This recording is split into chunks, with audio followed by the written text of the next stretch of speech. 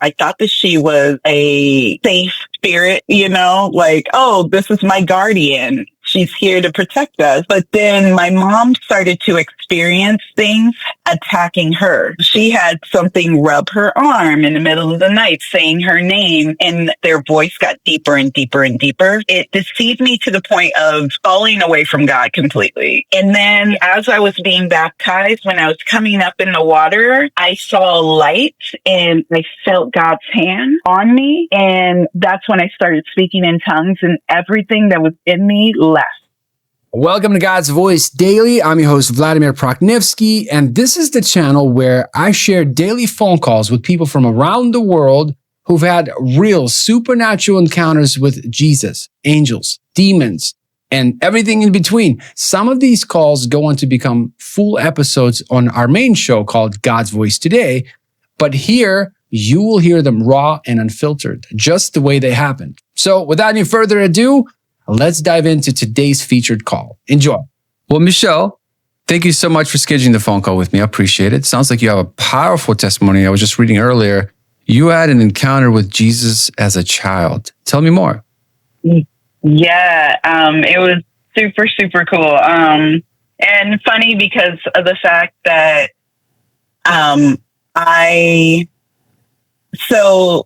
pretty much Satan tried to attack me from the moment that I was born by just kind of creating an extremely complicated birth for my mother. So she ended up having a C-section, and the cord was wrapped around my neck. I was fine one moment, but then as soon as she started to push, I wrapped the cord, or they said that I wrapped the cord around my neck, and I almost died as a baby. But luckily, God was watching out for me and my mom, and I was saved.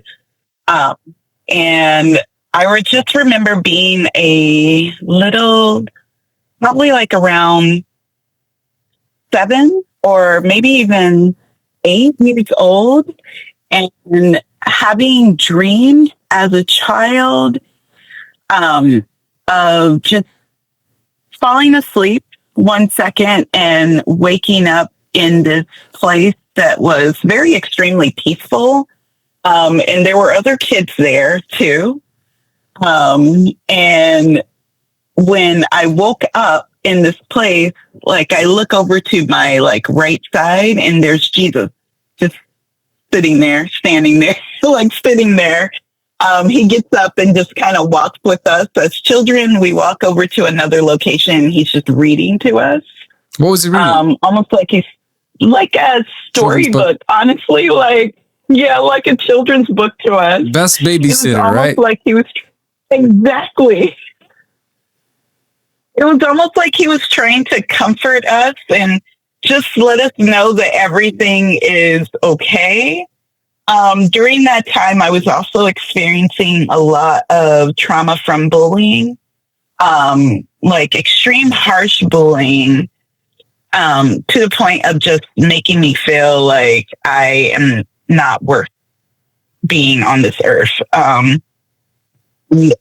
It also led to me being sexually, I don't even know really what to call it, but sexually touched by another little girl who was a friend of mine. And this took place at school.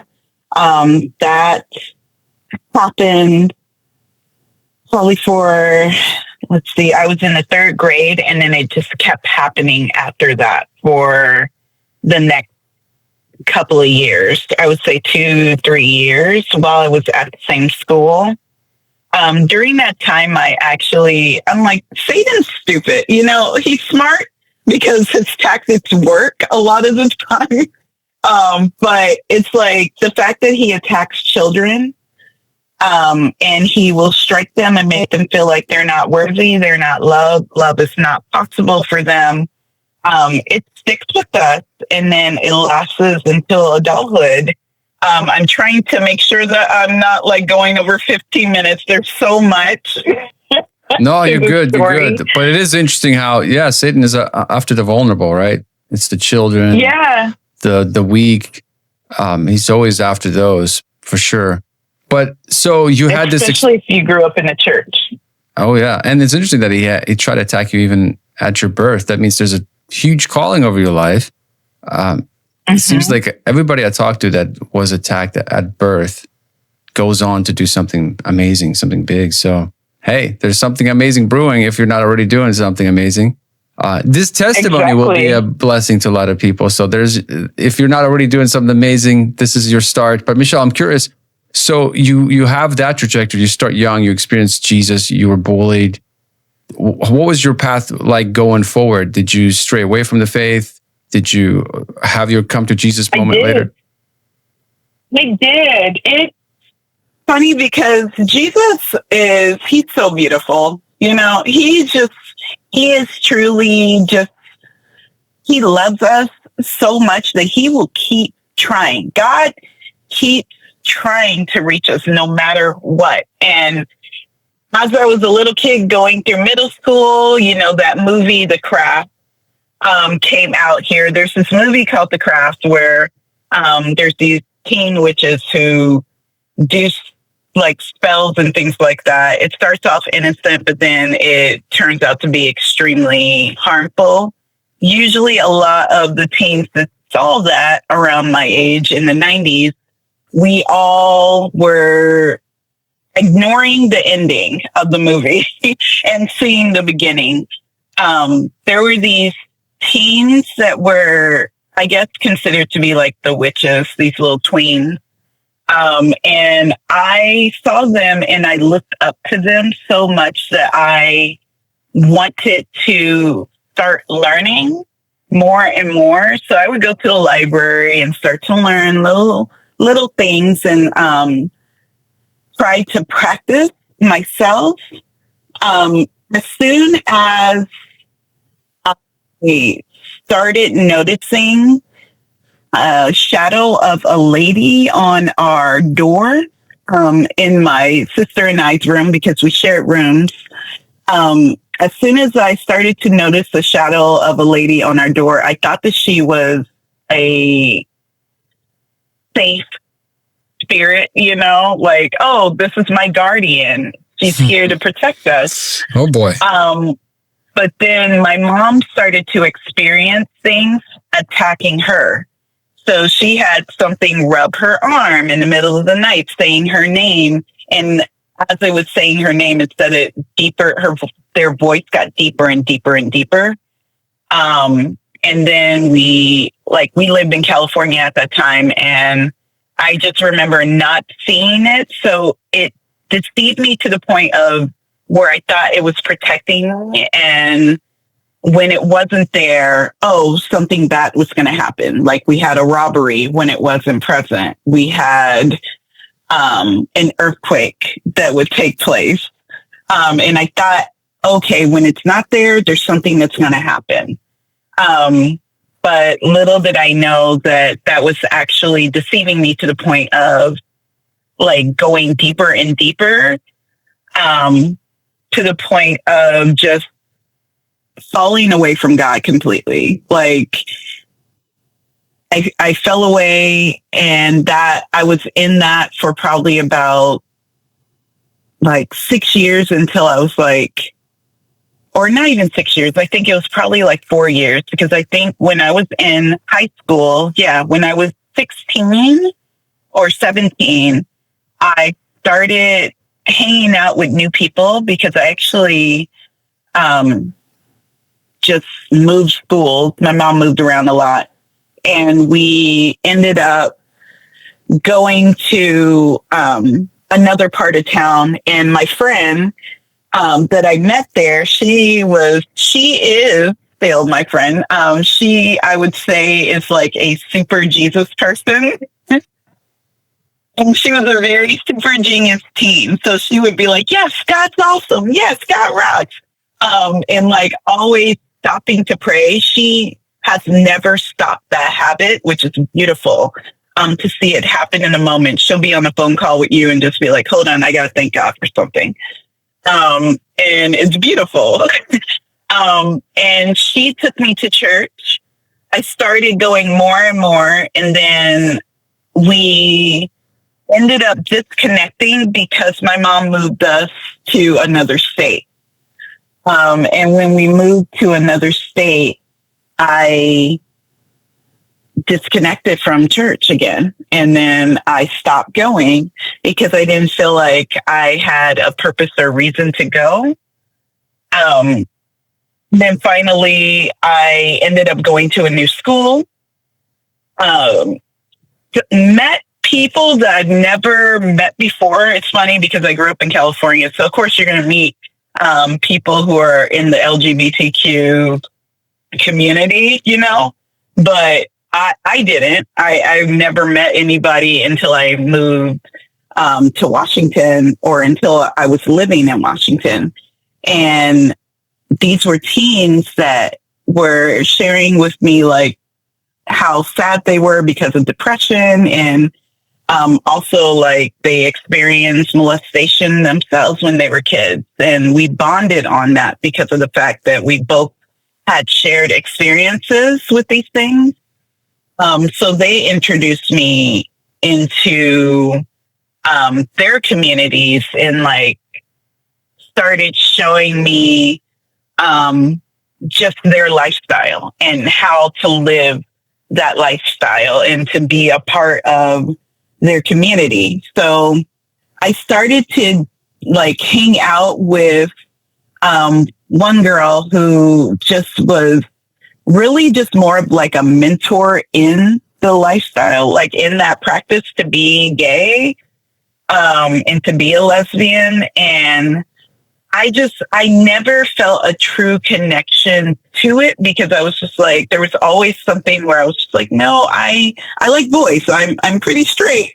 But I just felt like, oh, because of the fact that they're showing me love, right? Just like those girls who did when, like, with the witches, like, this is where I'm supposed to be. This is my community. I'm seeing love.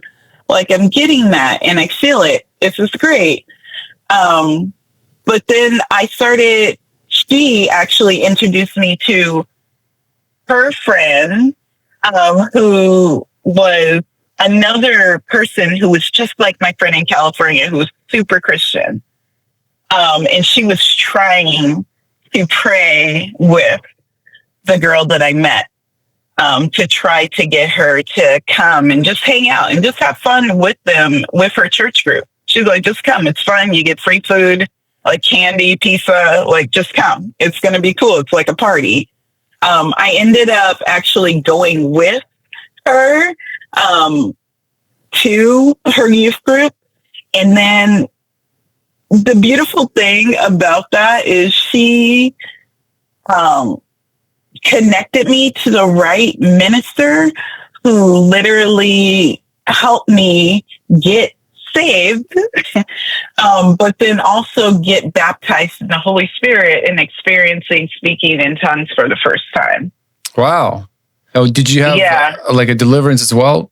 Were you delivered from, I'm not sure, I'm assuming you probably experienced some demonic oppression, possession. I definitely did, because God literally, as I was being baptized, when I was coming up in the water, I saw light and I felt God's hand on me. And that's when I started speaking in tongues, and everything that was in me left. Every single thing. Wow. You know, it's interesting you say that. It's because I remember watching Torben, the Last Reformation guy on YouTube, and a lot of demons are casted out during the baptism. Like the baptism is the one that kind of ends it all for them. So there's a lot of deliverance that comes. So for everybody watching, if you haven't been baptized, man, you should definitely do that. Be baptized. As quickly as possible. Ooh, and this, praying in tongues too. That we gotta take.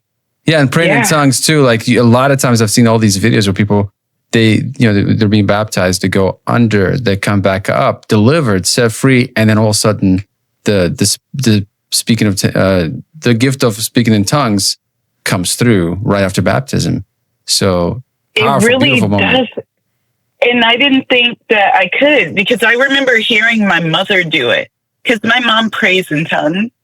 She keeps her like prayer course very like just intimate. But she does. And I remember seeing my mom do it when I was a kid. And then to actually be able to experience it and feel that, I was just filled with just so much joy and happiness. Um, as it comes to it, I kept going to church all the way up until I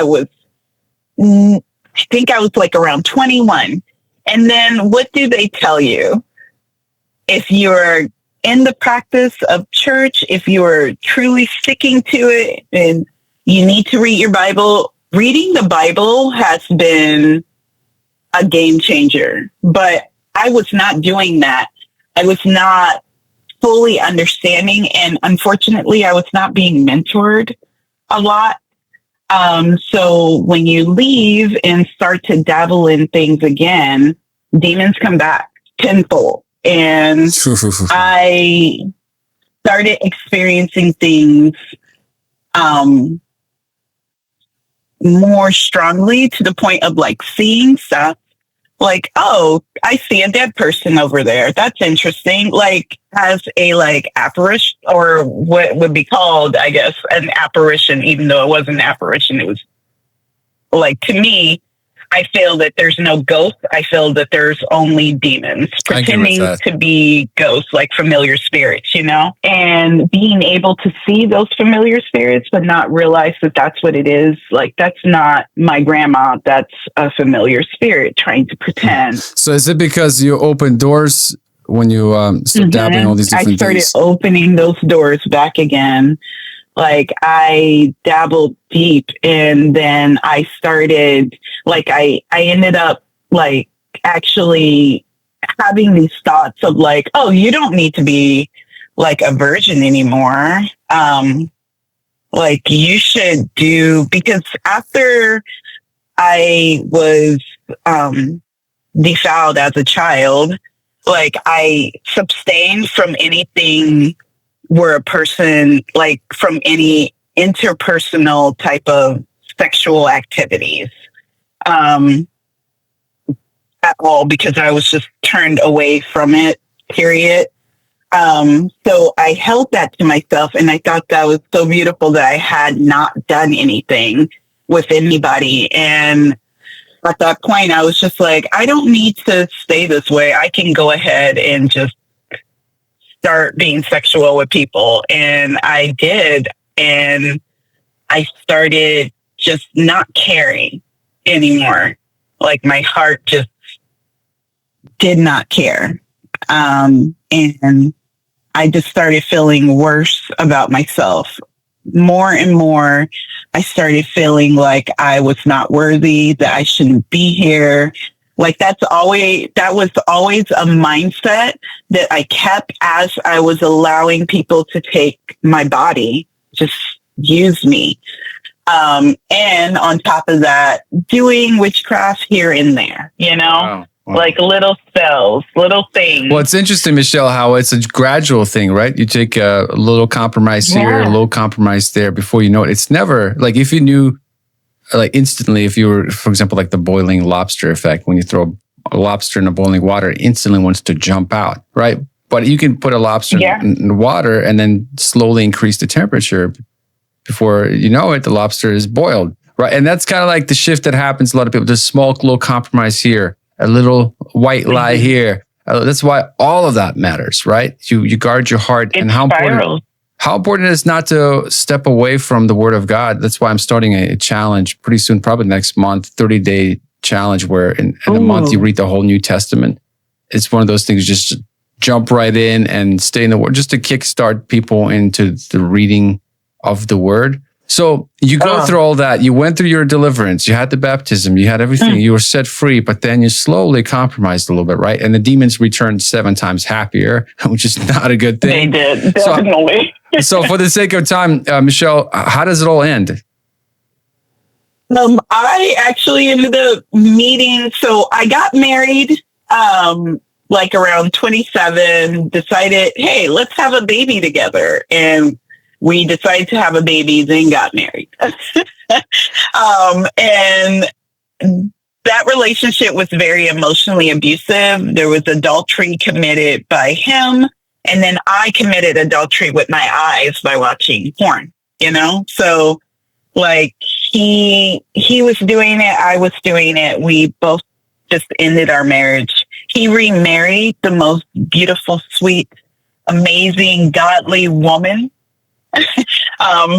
And she met me, hugged me right away the second that she met me.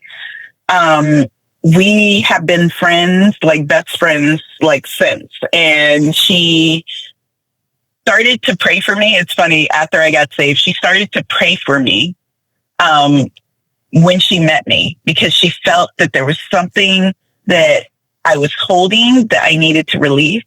But she didn't tell me. But she did send me videos of pastors. Actually, it was like Transformation Church that she was sending me videos of. And I was just like, okay. I didn't watch them up until about a year ago. I started watching. And then I was just like, what is this about? Okay, let me actually take a time out and dive deep into this. And I'm being called to look at this. So I started watching, and then in January, actually, of this year, I was in my kitchen looking at a live service, and I started crying, and I raised my hands to God, and I told him, thank you for just sticking with me and not giving up on me. I'm sorry. I said, thank you for sticking with me and not giving up on me. And then God showed me his love that's been there. But my heart was so hard that I didn't feel it. And finally, he helped me remove that. And he showed me that. And he told me in that moment. And I was reminded, it's funny because I forgot about the dreams that I used to have as a child. I forgot about those. He showed me that. He showed me all the times that he was there during the times that I was hurting the most. He showed me all of that, and I gave my life back to him. I said, God, please help me. I don't know what to do. I feel lost. He took me and he showed me what I needed to do. He laid out my plan. And since then, I've just been thanking God every day. I got baptized, I think it was 3 weeks ago now. I got baptized, and just like the first time when I felt that hand reach in and saw that light, the same thing happened. And I just thank God afterwards, and I've been being mentored. I actually realized that my greater purpose is to actually be able to work towards expelling demons from people, because that is something that I've always been able to recognize it, see it when it happens. And then now I know what to do to remove them from people so people aren't dealing with that.